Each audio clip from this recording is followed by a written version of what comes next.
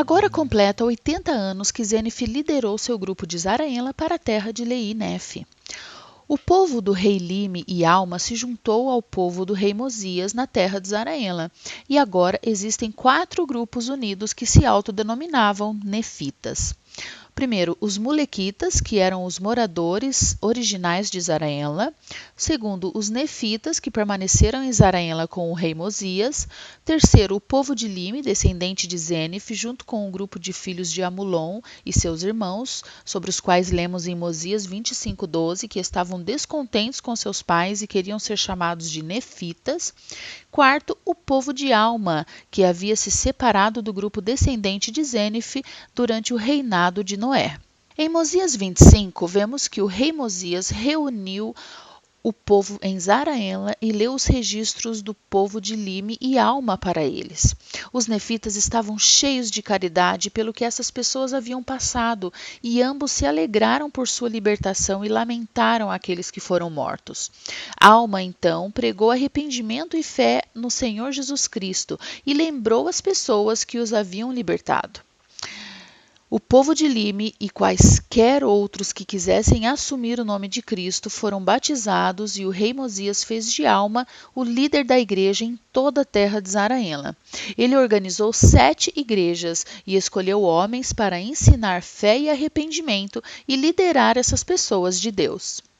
Nos capítulos 26 e 27, vemos que muitos jovens em Zaraenla, chamados de geração em ascensão, eram jovens demais para entender o que o rei Benjamim falou aos pais em seu sermão que ajudou a converter a nação nefita em 124 anos antes de Cristo. Seus pais ouviram, acreditaram, se arrependeram e receberam uma poderosa mudança de coração, mas não passaram isso para seus filhos, que precisavam de sua própria conversão ao Evangelho. Esta geração em ascensão agora tinha 3 problemas. Eles não creram nas tradições de seus pais, na ressurreição ou na vinda de Cristo e sua missão. Por causa de sua incredulidade, seus corações se endureceram e eles não conseguiram entender a palavra de Deus. O resultado disso foi que eles não seriam batizados ou se uniriam à igreja, invocariam Deus ou obedeceriam aos mandamentos. Tornaram-se incrédulos e usaram palavras lisonjeiras para afastar muitos da igreja e cometer pecados.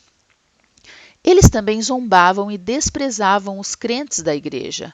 Muitos pais nefitas devem ter sofrido ao ver seus filhos cometerem alguns dos mesmos erros que cometeram e que teriam que sofrer as consequências deles.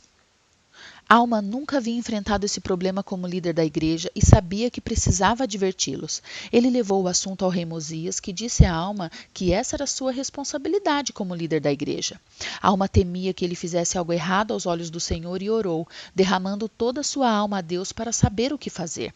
O Senhor não resolveu seu problema imediatamente. Em vez disso, ele abençoou Alma e o encorajou. O Senhor disse a Alma que perdoaria livremente aqueles que se arrependessem e fossem batizados, mas aqueles que não se arrependessem não seriam contados entre o povo da igreja. Ele também disse que as pessoas devem se perdoar para receber perdão. Alma escreveu essa revelação e a usou para julgar o povo. Sempre que se arrependiam de seus pecados, os confessavam e se perdoavam, o Senhor os perdoava de suas transgressões e eram contados na igreja. Mas aqueles que não se arrependeram tiveram seus nomes apagados. Alma e seus colegas sacerdotes e líderes ensinaram a palavra de Deus e exortaram todos a se arrependerem, orarem sem cessar e agradecerem em todas as coisas. O padrão do Senhor, descrito em Mosias 26, versículo 29 e 32, para lidar com aqueles que pecam, ainda é seguido pela igreja em nossos dias. A igreja começou novamente a ter paz e prosperar, mas os membros eram frequentemente perseguidos por incrédulos, e o rei Mosias emitiu uma proclamação proibindo que os membros da igreja e os incrédulos se perseguissem. Alguns dos incrédulos, incluindo Alma, o filho de Alma, e os 4 filhos do rei Mosias, ainda atormentavam os nefitas e continuaram a tentar destruir a igreja de Deus secretamente. Mosias 27, versículos 8 e 9, descreve Alma, o filho, como muito iníquo e idólatra, levando muitos a seguir o modo de suas iniquidades, o que foi um grande obstáculo à prosperidade da igreja. Ele era culpado de roubar o coração das pessoas, causando muita dissensão entre as pessoas e fornecendo uma chance para Satanás exercer seu poder sobre elas. Ele tentou destruir a igreja, procurando desviar o povo do Senhor e se rebelando contra Deus. Ele também era o mais vil dos pecadores e levou muitas pessoas à destruição.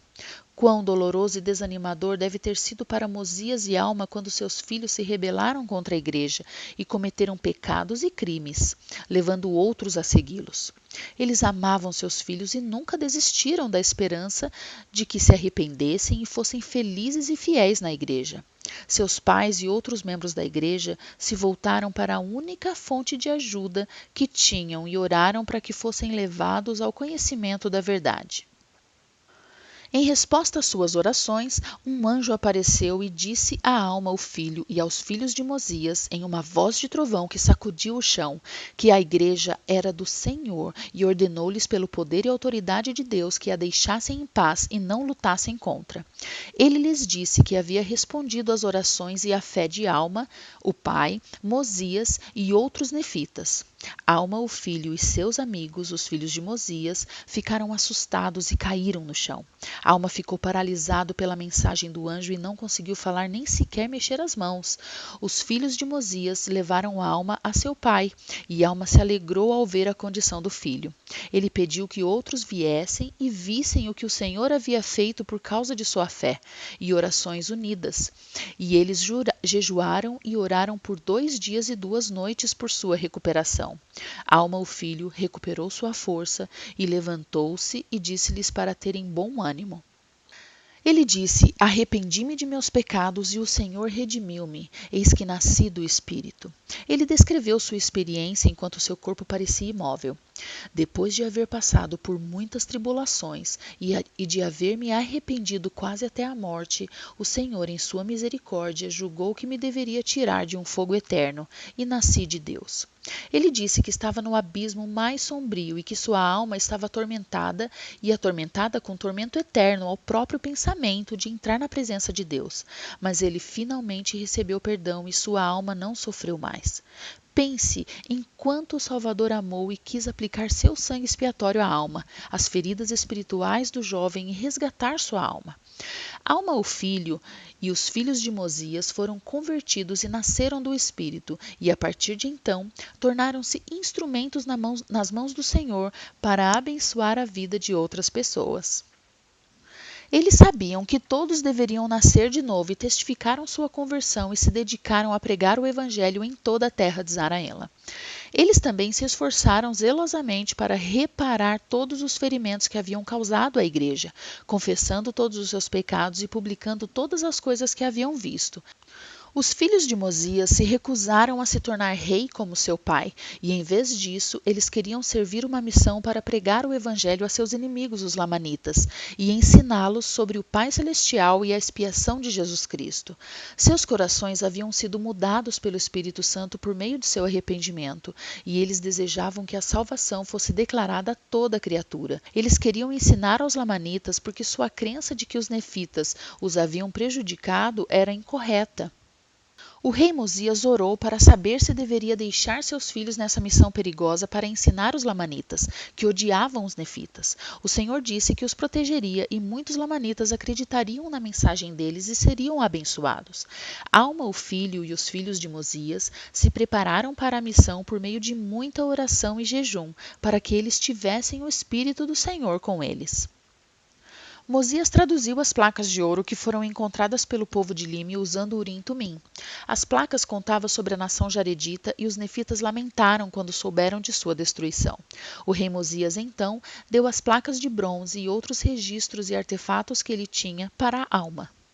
E estes são os capítulos 25 a 28 de Mosias no livro de Mórmon, Outro Testamento de Jesus Cristo. Se você gostou deste vídeo, se inscreva neste canal, clique no botão gostei e compartilhe com seus amigos. Mais uma vez, obrigada por assistir e encontre algum tempo essa semana para refletir sobre este assunto.